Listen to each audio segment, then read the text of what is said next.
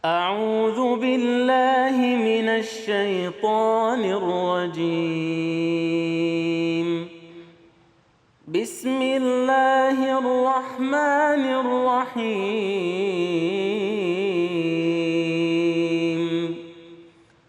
قل تعالوا أتل ما حرم ربكم عليكم ألا تشركوا به شيئا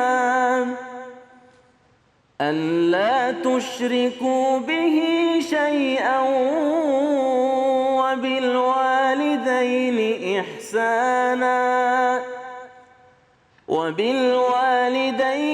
إحسانا ولا تقتلوا أولادكم من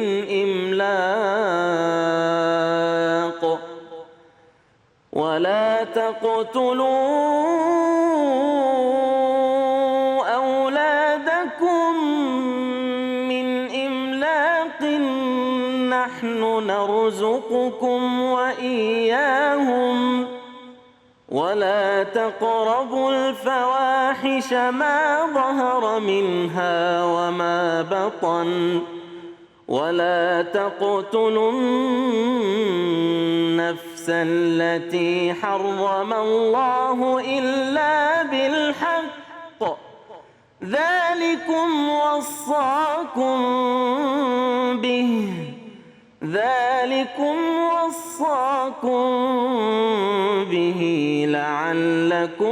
تعقلون.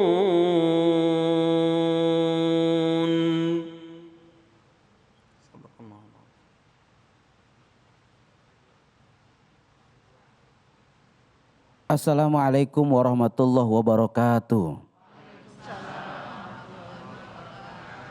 Alhamdulillah wassalatu wassalamu ala rasulillah Sayyidina wa maulana Muhammad ibn Abdillah. La hawla wa la quwwata illa billah, amma ba'du.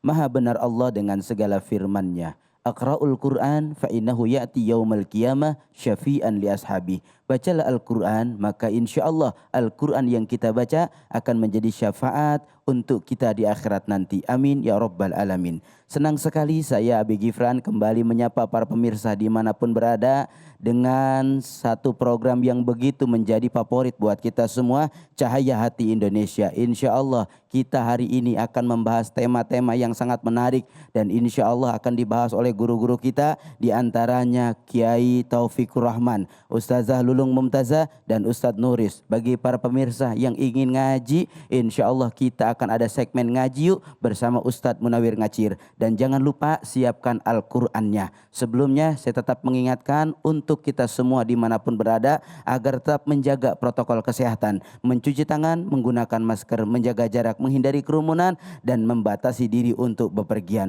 Sebelum kita berbincang dengan para narasumber kita, berbincang dengan guru kita semua, alangkah lebih baiknya mari sama-sama kita saksikan cuplikan yang berikut ini. Diduga alami depresi, seorang ibu di Brebes, Jawa Tengah tega menganiaya ketiga anaknya. Satu korban meninggal dunia, sementara dua anaknya kritis. Warga desa Sokawera, Kecamatan Tonjong, Brebes, Jawa Tengah digemparkan dengan peristiwa penganiayaan hingga penghilangan nyawa yang dilakukan seorang ibu terhadap ketiga anaknya. Bercak darah korban tersisa di teras rumah dan menjadi tontonan warga sekitar. Salah satu warga yang pertama kali mengetahui peristiwa yang terjadi mengaku sempat mendengar suara keributan dari dalam rumah. Akibat penganiayaan oleh ibu terhadap anaknya ini, anak kedua pelaku meninggal dunia sementara dua lainnya alami luka-luka. Dari olah TKP yang dilakukan, polisi menyita sejumlah barang bukti termasuk dua buah telepon genggam. Usai menjalani visum, korban disemayamkan di rumah duka sambil menunggu ayah korban yang bekerja di Jakarta. Untuk mengetahui motif terjadinya penganiayaan ini, pelaku masih menjalani pemeriksaan di kantor polisi. Pemirsa semuanya, ini cuplikan yang begitu menyayat hati kita semua. Mudah-mudahan dari cuplikan ini kita bisa banyak mengambil pelajaran dari guru-guru kita yang ada di tengah kita semua. Sebelum saya berbincang dengan para guru-guru, saya ingin menyapa para pemirsa yang ada di studio. Assalamualaikum. Waalaikumsalam. Sehat semuanya? Alhamdulillah. Ini dari Majelis Taklim mana? Al-Ikhwan. Majelis Taklim Al-Ikhwan. Di mana ini, Bu? Di Tebet. Alhamdulillah. Siap mendengarkan tausiah dari guru-guru kita?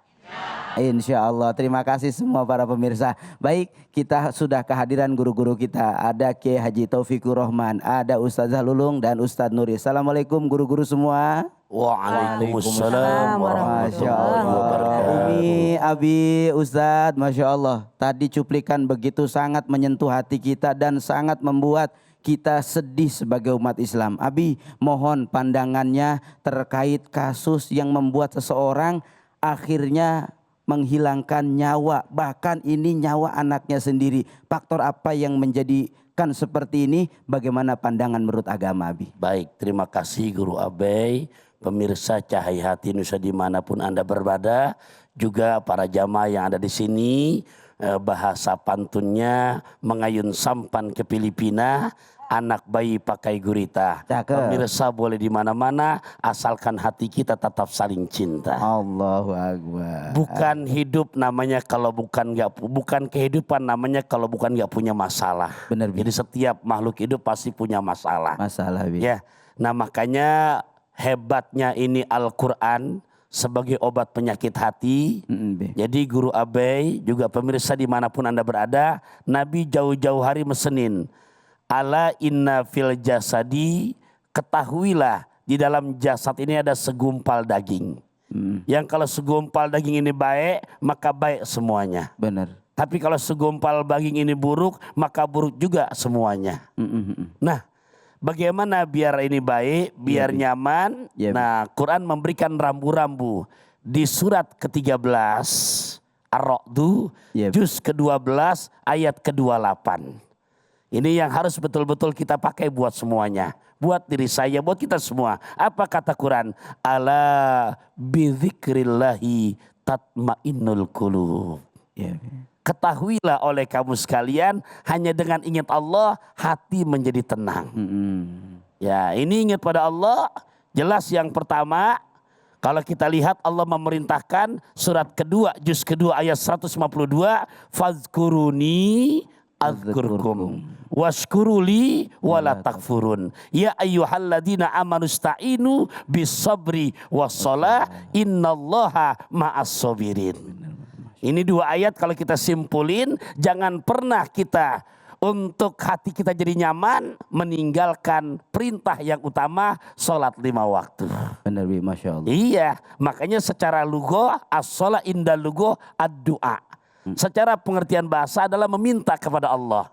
Oleh karenanya di saat kita konsisten 5 waktu dijaga, siapa aja orangnya, sholatnya benar, kalau bahasa pantun Al-Fakir, berpangku tangan kaki dilipat. Cakep. Naik kereta makan coklat. Cakep. Ketenangan yang kita dapat ketika kita menjaga perintah sholat. Masya Allah. Berarti intinya ketika selamat harus ada iman ya, Bi. Iya, jadi kalau disingkat, Kalapak Cengkir dari Cipinang, Apa tuh? dengan berzikir hati jadi tenang. Dari Cipinang langsung ke Bekasi, hati tenang, nggak mungkin kena depresi. Masya Allah. Terima kasih Abi atas masukannya. Dan ini sangat memberikan nasihat pelajaran buat kita semua. Umi Lulung, melihat dari fenomena ini yang kita nggak menyangka bahwa yang melakukan pembunuhan ini adalah ibu kandung sendiri. Seorang ibu. Seorang ibu. Yang harusnya. Bagaimana beban ibu ini dalam rumah tangga dan bagaimana menyikapi seorang ibu berumah tangga. Ya Allah, mohon izin Guru Taufik dan juga Ustaz Rudi dan juga Abi. Dan juga pemirsa, Assalamualaikum warahmatullahi wabarakatuh. Waalaikumsalam warahmatullahi wabarakatuh. Alhamdulillah rabbil alamin, wassalatu wassalamu ala nabiyina Muhammadin wa ala alihi washabihi ajmain, amma ba'du. Kita kudu memuji Allah dulu. Karena alhamdulillah mudah-mudahan kita dihindarkan dari depresi tadi yang sudah guru kita sampaikan. Jadi untuk pemirsa ya yang sudah berada di sini yang bisa ngaji bareng kita, ngomongin kayak tadi tuh Umi tuh antara sedih dan antara kecewa. Kenapa? Bener, Mi, bener. Ini pasti ada sebabnya. Iya, Mungkin apa, Mi? sebagai seorang istri, dia sebagai Iya, Mi. seorang ibu udah berat tugasnya. Bayangin Iya. sebagai seorang ibu tuh yang dihadapi tuh banyak. Mi. Suaminya, Iya, Mi. anaknya, Iya, Mi. iparnya, Mi. mantunya, saudaranya. Mi, jangan ngambek, Mi. Ngomong-ngomong lagi curhat ya. Lagian kadang-kadang Iya, iya. kenapa jadi Iya, iya. depresi gitu ya? Iya, Umi jadi kesel begini. Karena gak didengerin kalau ngomong. Iya, iya, terus, Padahal Mi. kalau kata surat Oh. An-Nisa ayat 19, wa ashiruhunna bil ma'ruf. Benar. Sebagai seorang suami kalau istri lagi ngomong dengerin. Dengerin, Bu. Ya kan? Didengerin nggak, Bu? Oh iya iya iya. Iya, iya, terus Mi. Karena bener. wanita tuh butuh didengar, Oke, butuh Mi.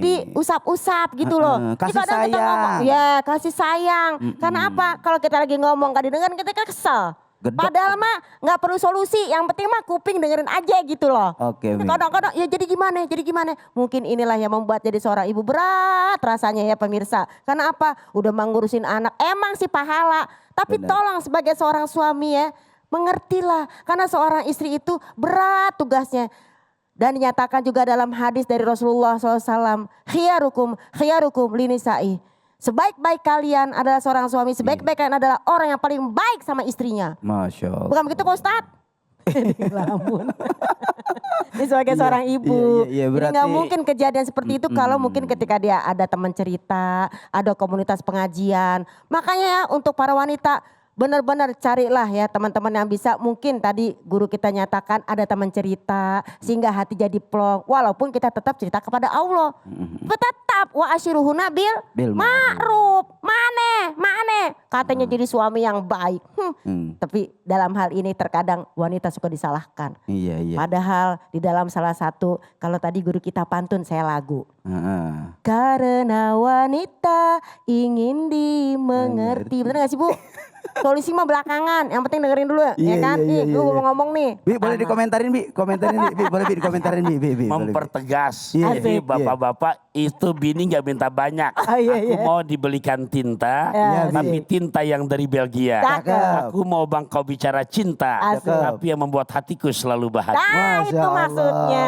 Terima kasih Umi, luar biasa. Artinya bahwa kita butuh saling menghargai ya Mia. Benar. Butuh saling didengar, Didengar. butuh saling merasakan bahwa beban itu jangan ditanggung Jangan sendiri. tanggung sendiri, katanya rumah tangga kerja sama, ngapa ah. jadi seperti itu? Masya Allah, luar biasa Umi. Ustaz Nuris, dari cuplikan tadi apa yang harus dilakukan agar kita tidak gampang depresi? Assalamualaikum warahmatullahi wabarakatuh. Waalaikumsalam warahmatullahi wabarakatuh. Pemirsa Cahaya Hati Indonesia dimanapun Anda berada dan pemirsa yang ada di studio. Rupanya segala beban dalam hidup ini mesti ada karena fitrah manusia. Manusia sering dihadapkan dengan rasa sedih, kesal, dirundung masalah karena itu sifatnya hidup. Ya. Kalau tidak ingin banyak masalah ya jangan hidup. Jadi mati aja gitu. Yang jelas kita perlu ada kacamata. Iya. Kalau pandangan indrawi kita, mata kita terahum, kita perlu memakai kacamata yang min 1, min 2 makan minjem. Boleh. Kacamata bagi kita pertama adalah kacamata berhusnudon kepada Allah Subhanahu wa Ta'ala. Berhusnuzon kepada Allah. Apapun yang terjadi, ini adalah yang terbaik dari Allah Subhanahu wa Ta'ala. Boleh jadi sesuatu yang Allah berikan, ini adalah pengangkat derajat kita di hadapan Allah Subhanahu wa Ta'ala. Ana inda dhani abdi bi wa ma'ahu idza dzakarani.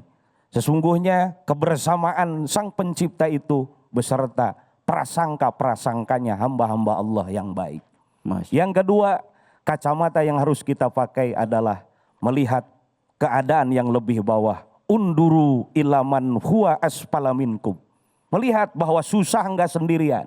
Kita pikir kalau lagi ada susah, kita aja yang susah. Padahal masih banyak yang lebih susah Masih daripada banyak kita. ya guru ya. Masya Nah itu insya Allah dengan kacamata itu terang.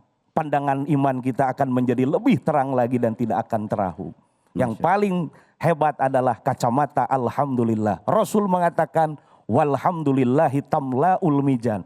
Ada ibadah yang memang ibadah itu nggak harus pakai tenaga, nggak harus pakai keluar keringat. Ucapan alhamdulillah itu akan memberatkan timbangan di hadapan Allah. Dengan memakai kacamata alhamdulillah, keadaan apapun alhamdulillahirabbil alamin. Hati kita akan menjadi tenang. Masya Terima Allah. kasih. Terima kasih Guru Nuris, luar biasa. Kembali pertanyaan untuk ke Taufikur Rahman. Guru, dari cuplikan tadi itu ada informasi bahwa seorang ibu melakukan itu karena ada bisikan. Seperti apa bisikan dalam pandangan Islam? Iya, di surat ke-12, surat Yusuf, juz ke-13, ayat ke-53. Iya, Bi. Ini semua universal.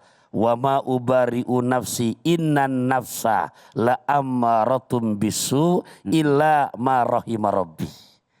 Semuanya ada pada diri kita. Makanya dipanggil namanya nafsul ammaroh. Nafsul ammaroh. Allah. Nafsul ammaroh ini selalu ngajak kita Bapak Ibu buat ngajak yang gak bener. Oh, jadi ngarahnya jelek mulu gitu, Bi? Iya, ngajak buat keki, Iya, Bi. dengki, Iya, Bi. iri hati, bunuh diri, Iya, Bi. selingkuh, korupsi, dan lain-lain dah tuh. Yang semuanya buruk. Nah, oleh karenanya bagaimana cara menopangnya? Di surat ke-75, juz 29, ayat 1, ayat 2, di situ Allah bersumpah harus dibarengi ada nafsul lawamah. Nafsul lawam. Menyesal. Ya Allah, besok udah mau puasa. Ini belum tahu tahun depan ketemu Ramadan lagi. Yang dulu-dulu jelek, sekarang saya mau ganti dengan yang baik. Benar. Lawamah. Nah, untuk lebih menjadi motor semuanya, selamat. Yang ketiga perlukan surat Al-Fajr ayat 27, 28, 29, 30. Juz 30. Apa? Harus betul-betul kita jadikan yang menjadi imam. Ya ayyatuhan nafsul mutmainnah. Irja'i ila rabbiki radiyatan mardiyah. Fadkhuli fi ibadi wadkhuli jannati. Nah, di saat yang jadi filternya nafsul mutmainnah, insya Allah gak akan pernah terjadi orang tua sambil gorok anaknya. Benar. Gak akan terjadi yang namanya perselingkuhan. Gak akan terjadi tadi curhatan Umi Lulung, bini kecewa sama lakinya. Iya, ya kenapa? Nah, kalau masih nggak mempan juga, terakhir ini doanya nggak ada di kitab yang mana pun. Apa tuh? Allahumma paksain wa malas-malas tinggalin. Masya Allah, terima kasih. Iya. Luar biasa. Umi Lulung, Yeah. ini terkait sama seorang ibu lagi, Mi. Nah, Biasanya kenapa kalau tuh? ibu-ibu tuh marah, ya Mi, suka nggak ketahan. Emang. Centong lah dilempar, ya. Penggorengan ya. Penggorengan lah habis gitu. Ini yang jadi masalah, dia ngelimpahin kemarahannya ke anaknya. Nah, gimana neken amarah, jangan sampai dia yang kesel, yang jadi korban semuanya. Iya. Nah, Gimana? ini dia nih, pemirsa, mohon izin nih ya. Iya. Emang kadang-kadang tuh perempuan tuh lucu. Dulu waktu belum nikah pengen nikah, Iya. ya kan?